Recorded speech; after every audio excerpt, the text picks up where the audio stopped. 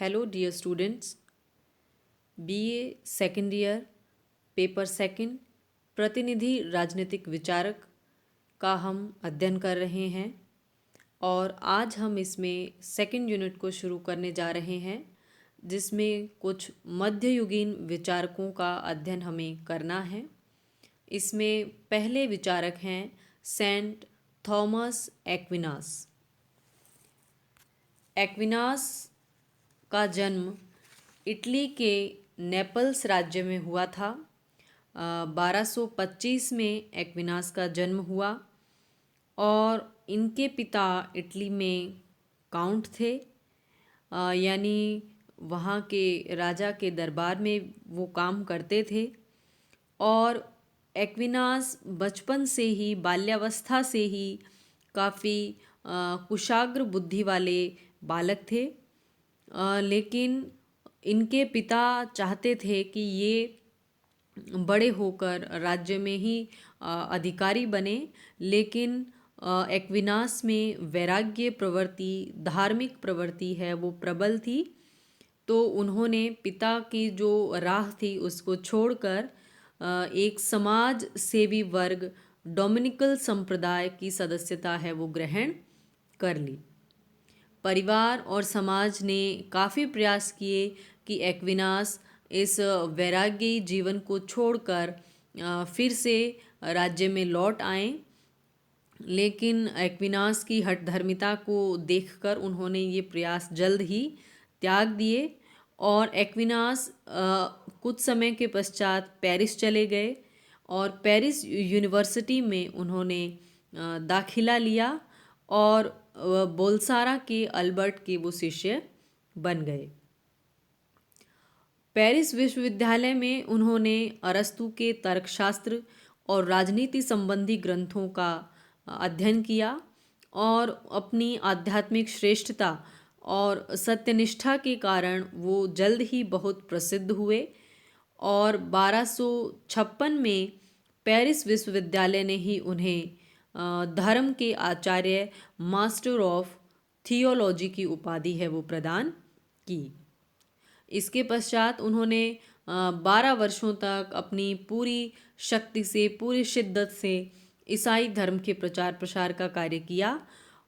Thomas राजनीति शास्त्र, धर्मशास्त्र और अर्थशास्त्र, इन सभी विषयों के प्रसिद्ध विद्वान मध्य युग में माने जाते थे।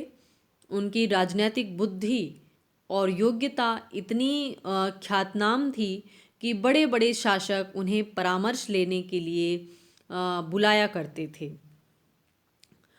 लेकिन 1274 ईस्वी में इस कुशाग्र बुद्धि थॉमस एक्विनास का 49 ईयर की अल्प आयु में ही निधन हो गया और इसी छोटे से जीवन काल में उन्होंने राजनीतिक चिंतन पर बहुत सारी पुस्तकें हैं वो लिखी, जिनमें कुछ पुस्तकें इस प्रकार है।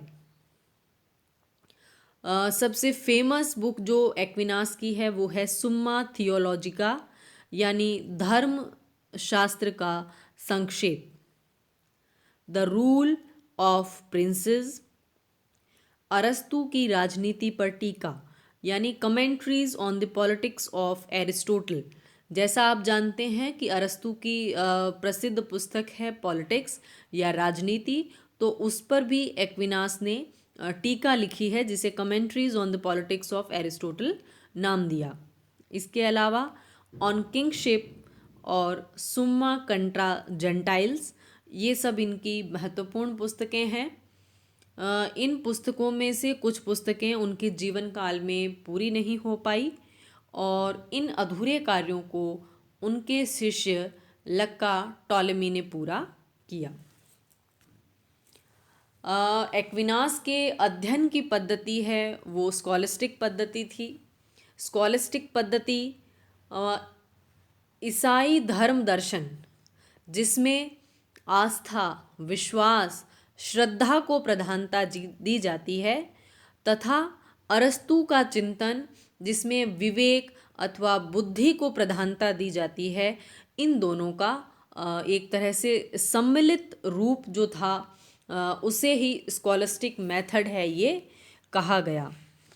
जैसा कि हमने देखा कि ये ईसाई धर्म के मशहूर प्रचारक थे।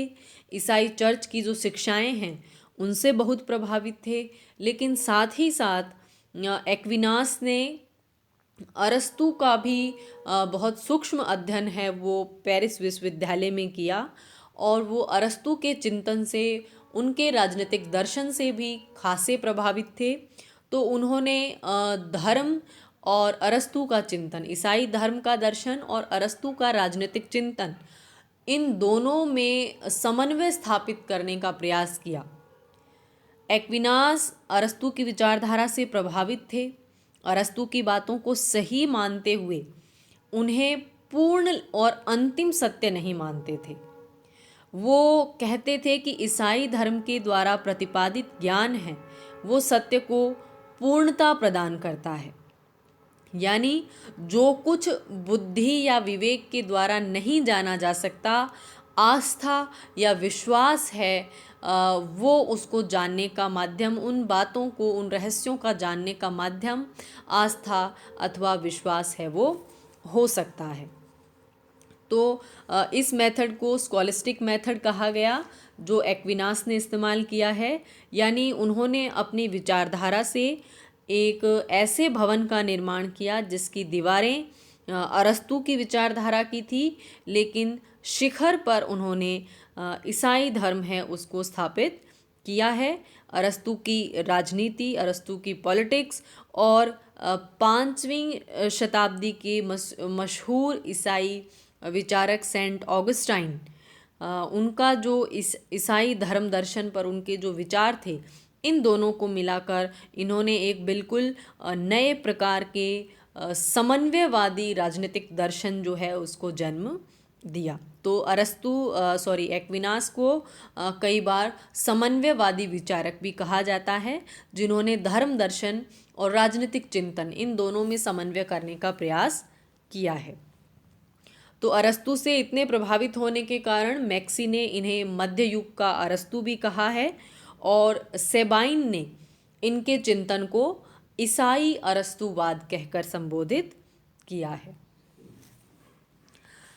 एक्विनास के राज्य संबंधी चिंतन में उसके राज्य संबंधी विचार हैं वो अरस्तू से बहुत मेल खाते हैं।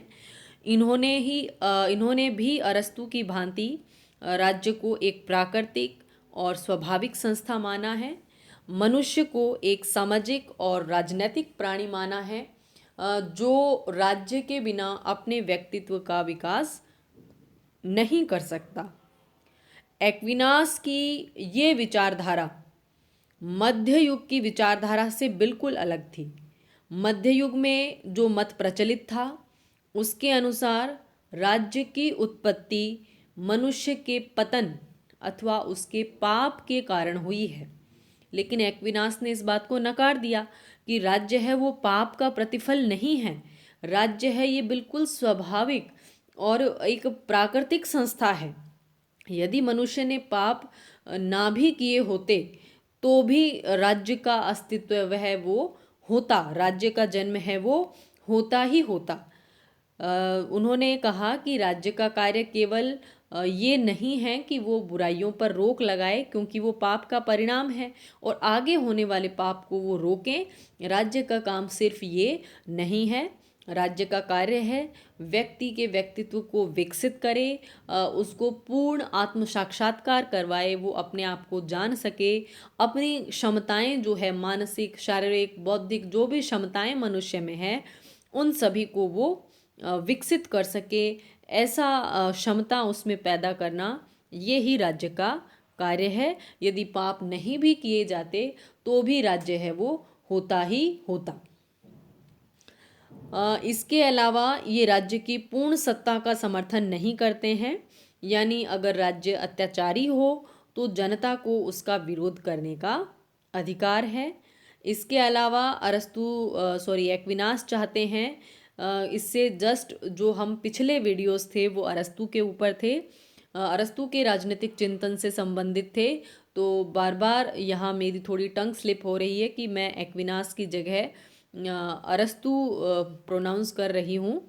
तो एक्विनास के अनुसार राज्य है उसे आत्मनिर्भर होना चाहिए, सेल्फ सफिशिएंट है वो उसको होना चाहिए।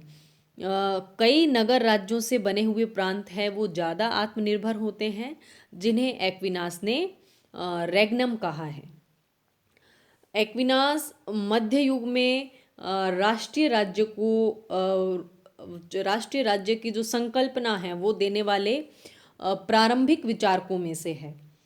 एक्विनास का मानना था कि रीति रिवाजों में यदि एकता हो, या मतों में, संप्रदायों में, भाषा और धर्म में यदि एकता हो, तो राज्य है वो अच्छे से सरवाइव कर सकता है, या ऐसे राज्य हैं वो सुदृढ़ होते हैं। यानी एक्विनास ने विशाल साम्राज्य की अपेक्षा छोटे राज्यों में एकता की स्थापना है उसको आसान माना है। छोटे राज्यों की एकता है वो स्थायी होती है, ऐसा एक्विनास कहते हैं। तो राष्ट्रीय राज्य का जो चिंतन है उसके दर्शन भी हमें एक्विनास के विचारों में मिलते हैं। ये ईसाई धर्म की मान्यताओं के अनुसार राज्य की संप्रभुता का अंतिम स्रोत ईश्वर को मानते हैं। ये इस बात की पुष्टि अरस्तु के वाक्य से भी करते हैं, जिसमें अरस्तु कहते हैं भगवान जगत का अंतिम कारण है और इसे प्रथम गति प्रदान करने वाला है। ईश्वर है वो प्राइम मूवर है इस जगत का। इस संबंध में वे ऑगस्टाइन के तर्क हैं उनको भी सामने रखते हैं। भगवान योग्य जातियों को ही राजनीतिक सत्ता प्रदान करता है। तो यानी वो राज्य के स्वरूप को ईश्वरीय मानते हैं। जैसा कि सभी धर्म दर्शन में दिखाया जाता है कि राज्य है वो ईश्वर का प्रतीक है धरती पर, लेकिन ये ईश्वर की ये जो प्रतीकात्मक सत्ता है इसको पूर्ण नहीं मानते, और यदि ये सत्ता अपनी जनता पर, अपने शासितों पर अत्याचार करे तो व्यक्ति को उसका विरोध करने का अधिकार भी एक्विनास देते हैं। इसके अलावा मध्य युग की सबसे बड़ी समस्या ये थी कि राज्य और चर्च के बीच में संबंध कैसे हो, राज्य और चर्च दोनों में से किसे प्राथमिकता दी जाए। तो एक्विनास ने इस संबंध में कहा है कि राज्य है वो सांसारिक सुखों को प्राप्त करने का और उत्तम जीवन की प्राप्ति का साधन है। उसी प्रकार चर्च है वो पारलौकिक सुख और मोक्ष प्राप्ति का साधन है। अरस्तु का चिंतन है वो राज्य के जो उद्देश्य है वहीं तक सीमित था।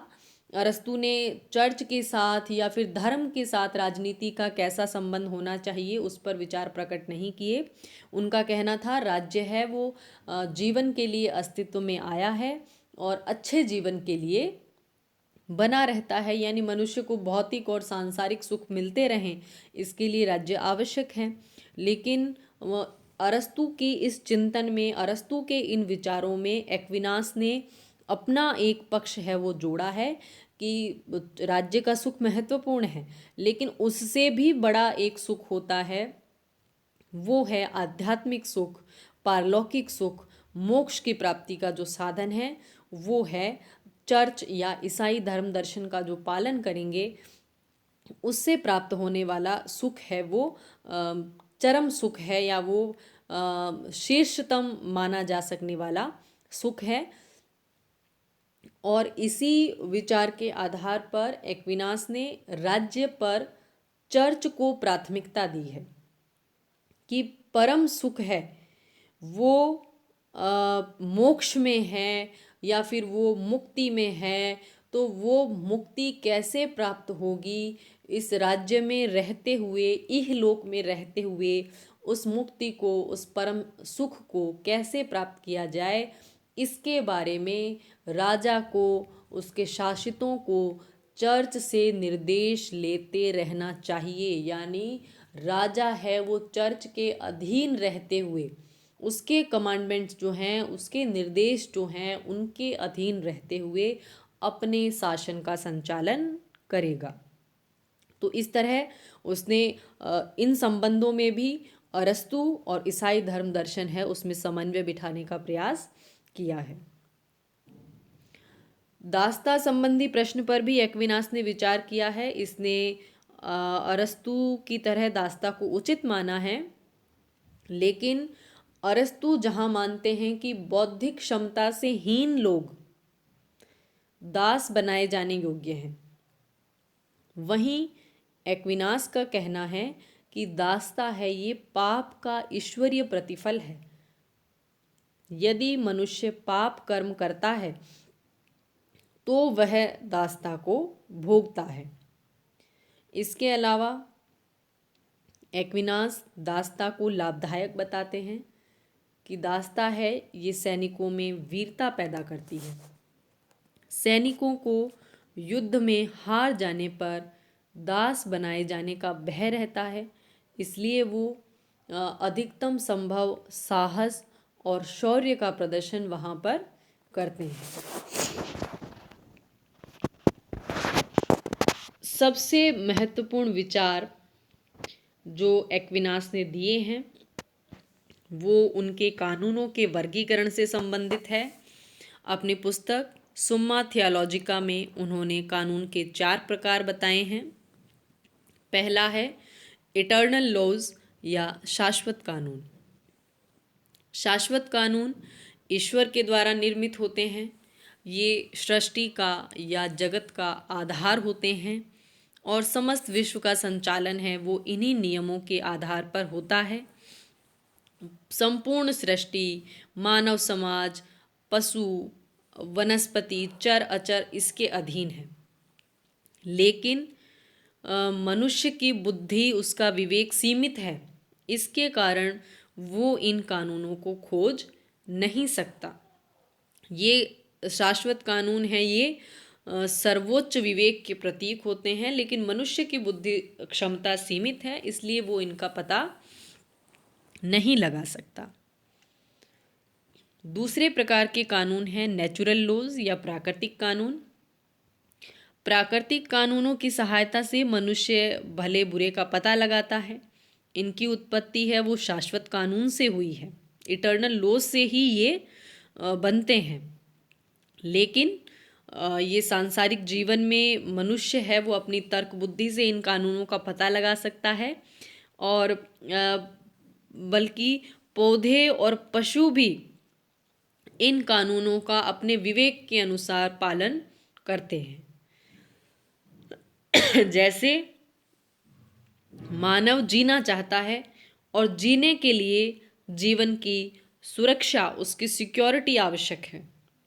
तो जीवन की सुरक्षा ये एक नेचुरल लॉ है, यानी मनुष्य जीना चाहता है, ये उसकी इच्छा है, और जीने के लिए उसे पता है, उसने अपने विवेक या बुद्धि से पता लगाया है कि जीवन की सिक्योरिटी, उसकी सुरक्षा है वो आवश्यक है।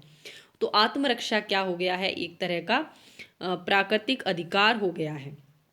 तो ये प्राकृतिक कानून है जिन्हें मनुष्य अपनी तर्क बुद्धि से समझ सकता है, खोज सकता है। तीसरे प्रकार के कानून है ह्यूमन लॉज, मानवीय कानून। मनुष्य समाज में शांतिपूर्ण व्यवस्था बनाए रखने के लिए इस प्रकार के कानून बनाता है और इनका निर्माण वो अपनी बुद्धि से करता है। ये कानून प्राकृतिक कानूनों के ऊपर आधारित होते हैं, उनके अनुकूल होते हैं। तो यदि ये प्राकृतिक कानूनों के ऊपर ही आधारित हैं, उनके समरूप हैं, तो इनकी आवश्यकता क्यों पड़ती है? मानवीय कानूनों की आवश्यकता इसलिए होती है क्योंकि प्राकृतिक कानून अपरिभाषित होते हैं, अनिश्चित होते हैं, अस्पष्ट होते हैं, उनमें दंड की व्यवस्था नहीं होती है। जैसे चोरी करना, हत्या करना अपराध है, लेकिन प्राकृतिक कानूनों में यह नहीं बताया गया कि किन परिस्थितियों में किस कार्य को चोरी और हत्या के रूप में परिभाषित किया जाएगा, इसके लिए क्या दंड होगा, ये व्यवस्था नहीं है। तो इन सभी कमियों को पूरा करने के लिए मानवीय कानूनों का निर्माण किया जाता है। अंतिम प्रकार के कानून जो एक्विनास ने बताए हैं वो है डिवाइन लॉज, दिव्य कानून, धर्म पर आधारित कानून। इन कानूनों की जो प्रस्तुति है या ये कानून कहाँ पर प्रकट हुए हैं, इनके अनुसार विभिन्न धर्मशास्त्रों में, धर्म ग्रंथों में, जैसे बाइबल में, ओल्ड एंड न्यू टेस्टामेंट्स में जो देववाणियाँ, जो देवीय नियम दिए गए हैं वो दिव्य कानून हैं। जब भी कोई मनुष्य विवेक शून्य हो जाता है, वो कुछ समझ नहीं पाता, नैराश्य में चला जाता है, इस दुनिया से उदासीन होने लगता है, तो ये कानून उसको आगे का रास्ता दिखाते हैं, उसमें नई उम्मीद है वो जगाते हैं। क्योंकि संसार के जो बंधन हैं उनमें पड़ा हुआ व्यक्ति इन विधियों के पालन से या इन नियमों के पालन से शक्ति प्राप्त करता है और पुनः अपने जीवन के जो उद्देश्य हैं उनको पूरा करने का प्रयास करते हैं। यहाँ पर एक्विनास का कहना है कि ये दिव्य कानून सबके लिए नहीं है। दिव्य कानून केवल उन्हीं लोगों के लिए हैं जो धर्म में विश्वास करते हैं, जिनकी अपने धर्म में आस्था है, क्योंकि ये कानून धर्म ग्रंथों में दिए गए हैं। तो ऐसे व्यक्ति जो धर्म को नहीं मानते हैं, उनके लिए ये कानून कोई काम के नहीं है। वो सिर्फ प्राकृतिक और मानवीय कानूनों के अनुसार ही अपना जीवन है वो व्यतीत करते हैं। तो ये कानून न्यायी व्यक्तियों के लिए, धार्मिक व्यक्तियों के लिए ही मान्य होते हैं। तो इनका ये जो कानूनों का विभिन्न प्रकार का वर्गीकरण है, ये आगे जाकर संविधानवाद की अवधारणा में परिवर्तित होता है। तो एक्विनास के ये राजनीतिक चिंतन और दर्शन से संबंधित विभिन्न विचार है, ये हमने पढ़े और इनसे हमें पता चलता है कि ये ईसाई धर्मशास्त्र और अरस्तु का जो चिंतन था उसमें किस प्रकार इन्होंने समन्वय स्थापित किया और एक नए राजनीतिक दर्शन है उसको इन्होंने किस प्रकार दिशा दी कि ये मध्य युग के अरस्तु कहलाए या महान समन्वयवादी विचारक है वो कहलाए। धन्यवाद।